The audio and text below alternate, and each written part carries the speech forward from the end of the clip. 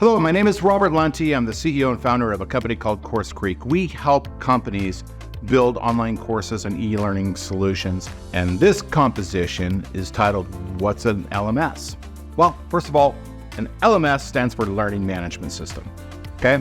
Now, what makes an LMS different than a CMS, a content management system, such as WordPress, Squarespace, Wix, are designed really only for front end, about me, bios, and that sort of thing. An LMS has all the elements that a CMS would have, that front end messaging, but it has all the high-tech automation on the back end so that it can serve a course and create memberships and turn transactions and those sorts of things. If you're interested in e-learning and creating a course, you're going to have to be very careful about which LMS you select. If and when that happens, contact us. Look forward to hearing from you. Thank you.